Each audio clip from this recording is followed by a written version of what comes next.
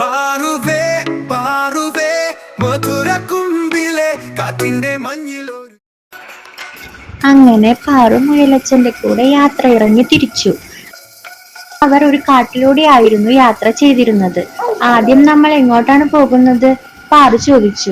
കുറച്ചു സമയം കൂടി നടക്കണം. ഒരു വിജനമായ സ്ഥലത്തെത്തി. പെട്ടെന്ന് മുയലച്ചൻ അപ്രത്യക്ഷനായി. പാറു ചുറ്റും പരതി. കൂടെ ആരുമില്ല. മുയലച്ച മുയലച്ച അവൾ ഉറക്കെ വിളിക്കാൻ തുടങ്ങി. ആരും കേൾക്കുന്നില്ല. ഇരുളിൽ തിളങ്ങുന്ന രണ്ട് കണ്ണുകൾ. പെട്ടെന്ന് അവളുടെ അടുത്തേക്ക് ഒരു നായക്കുട്ടി എത്തി.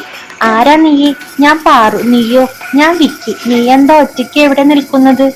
എന്നെ ആ മുയലച്ചൻ കൊണ്ടുവന്നതാ. ആ ചതിയനോ? നീ വേഗം വാ, നിന്നെ ഞാൻ വീട്ടിൽ കൊണ്ടാക്കാം. ഇവിടെ അധിക നേരം നിൽക്കുന്നത് ശരിയല്ല.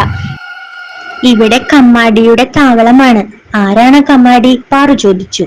കമ്മാടി ഈ കാട് ഭയക്കുന്ന ഭീകരൻ. വേഗം വാ, നിന്നെ ഞാൻ വീട്ടിൽ കൊണ്ടുവന്നാക്കാം. പെട്ടെന്നൊരലർച്ച. പാറുവും വിക്കിയും നടുങ്ങി.